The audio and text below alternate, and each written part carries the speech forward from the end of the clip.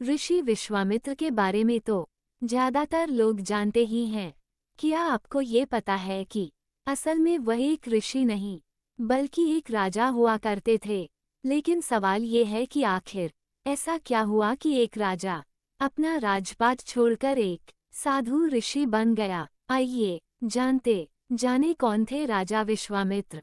राजा कुशनाभ के पुत्र राजा गाधी थे और विश्वामित्र जी उन्हीं गाधी के पुत्र थे।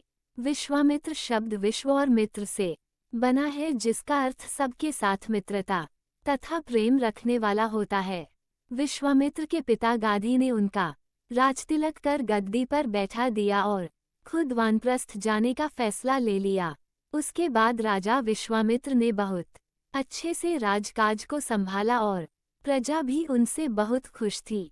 पौराणिक कथा के अनुसार एक बार राजा विश्वामित्र अपनी सेना को लेकर जंगल की ओर निकले। रास्ते में ऋषि वशिष्ठ का आश्रम था। राजा विश्वामित्र ऋषि वशिष्ठ से मिलने के लिए अपनी सेना के साथ वहीं ठहर गए।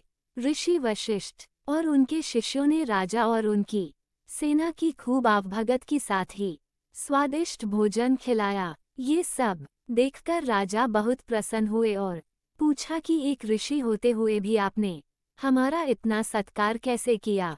ऋषि वशिष्ठ ने उत्तर देते हुए कहा कि मेरे पास एक नंदिनी नाम की गाय है जो स्वर्ग में रहने वाली।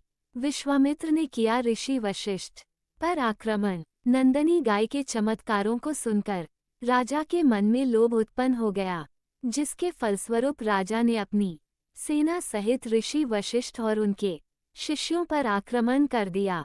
यह देखकर नंदिनी गाय ने राजा विश्वामित्र ने पूरी सेना को हरा दिया और राजा को बंदी बनाकर ऋषि वशिष्ठ के सामने ले गई।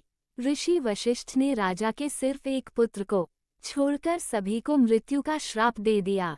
सभी पुत्रों की मृत्यु होने के बाद राजा ने बचे हुए एक पुत्र राजपाट सौंप दिया और सालों भगवान शिव की तपस्या की।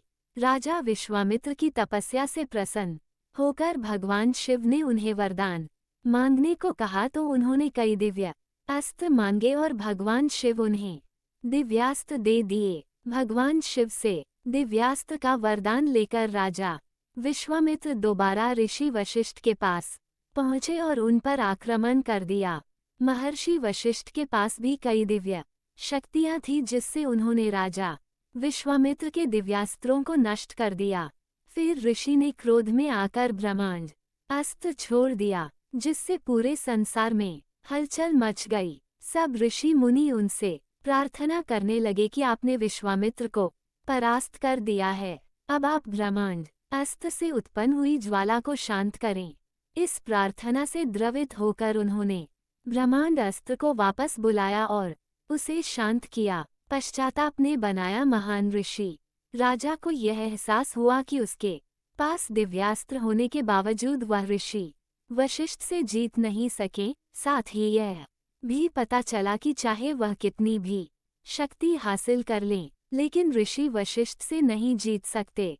राजा वापस जंगल की ओर चले और तपस्या करने लगे। उनकी तपस्या से इंद्रदेव प्रसन्न हुए और प्रकट होकर राजा विश्वामित्र को ब्रह्मत्व प्रदान किया और राजा विश्वामित्र ब्रह्मर्षि बन गए। लेकिन इसके बावजूद भी राजा विश्वामित्र के मन में महर्षि बनने की इच्छा थी, जिसके लिए उन्होंने फिर से तपस्या शुरू की और काम क्रोध पर विजय पाकर महर्षि का पद प्राप्त किया।